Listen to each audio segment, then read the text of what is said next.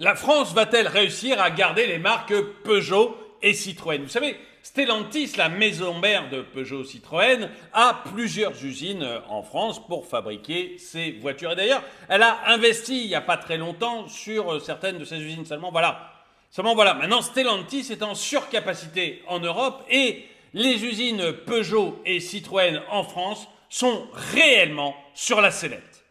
Bonjour et bienvenue dans cette nouvelle vidéo de DME en direct. Comme toujours, si vous n'êtes pas abonné, bien je vous suggère de le faire et de cliquer sur la cloche pour être prévenu lorsque je sors une nouvelle vidéo. Et si vous voulez aider la chaîne ou tout simplement acheter de belles fringues, eh bien vous pouvez aller sur les boutiques DME, donc soit sur la chaîne YouTube de DME, soit sur dromaeconomy.com, les deux dans les onglets boutiques. Et là vous trouverez des polos comme celui-ci, des sweatshirts, des stickers, des autocollants, des casquettes et de superbes mugs comme celui-là. Bref, maintenant, et je suis très, très fier de mes produits, je le dis tout le temps, mais je suis super fier de mes produits parce que je n'ai que de très bons échos. Donc voilà, n'hésitez pas à acheter des fringues qui sont de très bonne qualité. Donc,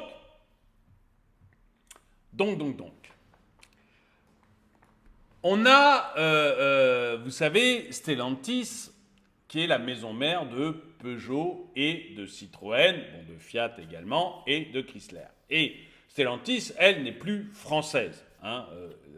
Stellantis est partie et elle est maintenant aux Pays-Bas. Donc voilà, c'est plus du tout une marque française. Le patron, c'est Carlos Tavares, qui est un excellent patron et vraiment, c'est quelqu'un en qui je crois extrêmement fortement. S'il y a un patron de l'automobile actuellement auquel je crois, c'est vraiment Carlos Tavares. Et Carlos Tavares, donc, a actuellement un gros problème à résoudre. C'est que Stellantis se retrouve en surcapacité et on se demande vraiment s'il est opportun de garder des usines françaises qui sont des usines un petit peu chères. Et donc, il est très possible que les marques Peugeot et Citroën quittent définitivement la France. En tout cas, c'est une question que se pose l'usine nouvelle. Donc l'usine nouvelle, pour ceux qui ne connaissent pas, j'ai mis le lien dans la description de la vidéo, l'usine nouvelle, c'est vraiment la Bible de tous les industriels en France. Ce n'est pas un petit journal paumé. Non, si vous êtes industriel en France, vous lisez l'usine nouvelle. Ça, c'est extrêmement clair. C'est des gens très sérieux et c'est vraiment pour se tenir au courant de l'industrie, il faut lire l'usine nouvelle. Donc, on va se poser la question de savoir si on va garder Peugeot et Citroën. Et vous allez voir, c'est assez intéressant. 3 ans après la fusion entre PSA et FCA, Stellantis continue de maintenir ses usines françaises en activité malgré les défis liés à la surcapacité en Europe. Le bilan de cette alliance industrielle, vous savez que Peugeot était en grande difficulté il y a 3 ans, je reprends un tout petit peu l'histoire, Peugeot était en immense difficulté. Pourquoi ? Eh bien, vous aviez en fait eu 2 stratégies différentes. Vous aviez Renault qui avait fabriqué ses usines hors de France, qui avait commencé à fabriquer ses voitures hors de France. Et Peugeot, elle, avait voulu tout garder en France. Parce que famille Peugeot, famille historique française, on reste à l'intérieur de France. Bon. Le résultat, c'est que Renault s'en sortait extrêmement bien sous l'ère Ghosn, Carlos Ghosn qui avait mis ça en place. Et depuis ça a changé, mais ça a changé plus à cause des gros doigts de l'État et de la nouvelle direction que de Carlos Ghosn. Bon. Peugeot, elle, s'était retrouvée dans des difficultés majeures. Mais majeures au point où la famille qui contrôlait Peugeot a dû se résoudre de fusionner avec Fiat et Chrysler, donc, mais avec Fiat pour que l'entreprise Peugeot ne meure pas. Donc on était vraiment dans des immenses difficultés. Mais pourquoi ? Parce que toutes les usines Peugeot étaient en France et ça coûtait beaucoup trop cher de fabriquer une Peugeot par rapport à ce qui se faisait dans la concurrence. Et donc Peugeot ne s'en était pas remise. Et là, on a eu donc la fusion Peugeot, Fiat, Chrysler, il y a 3 ans, et Stellantis a pour l'instant ses usines en France. Voilà, c'était pour faire un peu l'historique. Le bilan de cette alliance industrielle est complexe, avec des sites performants tels que Sochaux qui se réinventent, mais aussi des inquiétudes persistantes, notamment à Rennes et Poissy. Cet article examinera la stratégie de Stellantis, les transformations majeures opérées à Sochaux et les enjeux auxquels font face les sites moins productifs. Sochaux, une métamorphose pour rester compétitif. Après 5 ans de travaux et un investissement de 200 millions d'euros, l'usine de Sochaux, berceau de la marque Peugeot, a subi une transformation complète en 2022. La réduction de l'empreinte foncière, la réorganisation des bâtiments de production, la réinternalisation de l'activité et la simplification logistique ont contribué à accroître la compétitivité de ce site. Avec une capacité de production théorique de 400 000 véhicules par an, Sochaux vise à devenir l'une des usines les plus performantes de Stellantis, en particulier avec le lancement de la i3008, représentant la 3e génération d'un best-seller. Donc, l'usine de Sochaux, a priori, est sauvée parce qu'elle a pu être modernisée de manière extrêmement forte, ce qui a coûté très cher à Stellantis, mais elle a pu être modernisée, donc l'usine de Sochaux, elle, semble sauvée. Mais vous allez voir que les autres ne sont pas dans les mêmes trucs. Cependant, la pression est palpable sur les surcapacités industrielles en Europe, un défi auquel Stellantis doit faire face avec ses 20 sites d'assemblage dans 9 pays. Bien que le groupe réaffirme son attachement à ces pays historiques, la France et l'Italie donc, la réalité est que l'optimisation des capacités reste un défi constant. L'expert Olivier Hanoul souligne que la fusion de Stellantis a engendré des capacités non optimisées, ce qui soulève des questions sur la survie à long terme de certains sites. La situation délicate de Rennes et Poissy. La complexité de la situation se révèle davantage en France, où Stellantis possède 12 usines, dont 5 sites d'assemblage. Et ça, c'est l'héritage de Peugeot, qui est un véritable... Voilà, qui a tué l'indépendance de Peugeot. Peugeot était une boîte indépendante et elle est morte à cause du fait d'avoir trop de sites en France. Malgré l'absence de fermeture d'usines à ce jour, plusieurs sites ne fonctionnent pas à pleine capacité. Les usines de Rennes, La Jannée et Poissy sont particulièrement préoccupantes en raison de leur faible production et du manque de visibilité sur leur avenir. Rennes attend des informations de la direction concernant un investissement de 160 millions d'euros pour l'assemblage d'un SUV électrique à partir de 2025. Cependant, la production actuelle reste en deçà de la capacité théorique, entraînant des périodes de chômage partiel et suscitant des inquiétudes parmi les salariés. Les appels à des embauches se font entendre, mais la population vieillissante des travailleurs chez Stellantis souligne l'urgence de ces mesures. À Poissy, unique site francilien de Stellantis, la production de l'Opel Mokka et de la DS3 devrait atteindre son objectif de 150 000 véhicules cette année. Cependant, au-delà de 2027, l'avenir de l'usine reste incertain. La restructuration serait à l'étude, suscitant des préoccupations syndicales. Le départ de la 208 électrique vers d'autres pays souligne la préférence de Stellantis pour la production de véhicules premium en France, créant ainsi des incertitudes quant à la future production à Poissy.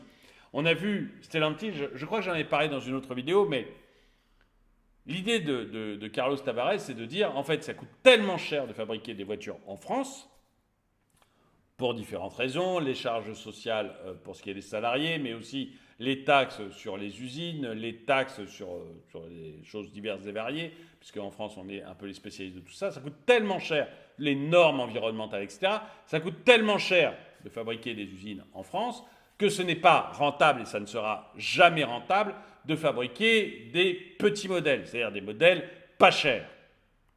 Donc, on doit absolument fabriquer ces petits modèles, comme la 208 électrique, les modèles pas chers. C'est très cher une 208 électrique, mais pas pour une... c'est pas cher pour une voiture électrique, voilà, mais c'est très cher quand même. Mais c'est pas rentable, ça ne peut pas être rentable de fabriquer ces petits modèles en France. Du coup, tous les petits modèles et tous les modèles pas chers, on va les fabriquer à l'étranger. Et en France, nous dit Carlos Tavares, on va se concentrer sur les modèles premium et les modèles qui coûtent un petit peu cher, ce qui fait que finalement, on va pouvoir absorber le surcoût de fabrication qui est lié à la France. Seulement voilà, des modèles premium et des modèles un petit peu chers, on en fabrique beaucoup moins que des modèles pas chers, hein, les modèles type 208 électriques qui ont une visée classe moyenne, on en vend énormément. Les modèles, les gros SUV, les gros machins comme ça, surtout neufs, on en vend très peu. Enfin, beaucoup moins. Et du coup, les usines qui sont déjà en sous-capacité, comme celle dont on vient de parler, excusez-moi, Poissy, oui c'est ça, l'usine de Poissy, eh bien, ces usines-là, elles vont avoir encore moins de voitures à fabriquer. Il y a un moment où ça va être logique de dire, écoutez, je prends Poissy et Rennes, voilà. Je prends Poissy et Rennes et je ne fais qu'une seule usine. Voilà, je ferme Poissy, je mets tout à Rennes, ou je ferme Rennes, je mets tout à Poissy, ou même, je ferme les deux et je vais tout mettre en Pologne. Et donc, il y a vraiment une question qui se pose sur ces sites et je ne sais pas ce que vous en pensez, je ne sais pas si vous pensez que finalement la France va s'en sortir, on va garder tous ces sites-là, ou si vous pensez que, comme les syndicats ont l'air de le penser, qu'au bout d'un moment, on va en fermer la moitié au moins, voire tout fermer et tout balancer en Pologne et mettre les SUV que dans un tout petit nombre d'usines. Vous avez des grosses voitures, les voitures premium, il n'y a pas besoin d'autant d'usines pour les fabriquer, et donc on va se retrouver avec une fermeture massive d'usines chez Stellantis. Et voilà, et le départ des marques Peugeot et Citroën de la France.